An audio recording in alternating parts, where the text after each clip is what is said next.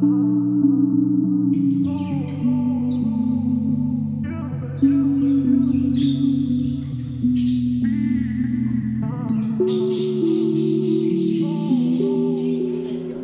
je suis Marie Duchâtel et je suis la commissaire de l'exposition Humans Machines du pavillon.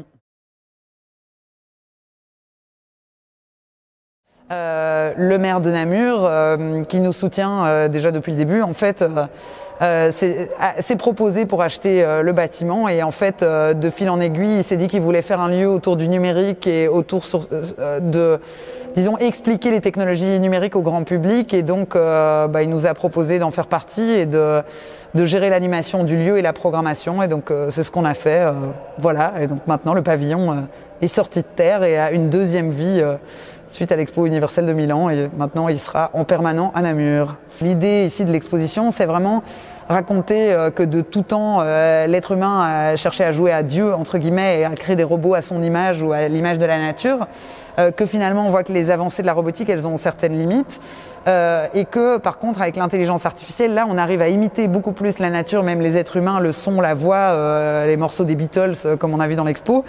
Et que du coup, c'est intéressant, mais ça pose question aussi. Et il y a des dangers. En tout cas, l'idée, c'est pas en gros d'être culpabilisateur dans l'exposition. C'est plutôt donner des clés de lecture de l'impact technologique sur la société et de ces évolutions technologiques. Donc c'est donner des clés de lecture aux gens et puis eux ressortent en fait avec leur propre opinion. On n'a pas envie de leur dire c'est bien ou c'est mal, on montre juste comment ça fonctionne et puis à eux de se faire leur propre opinion, quoi.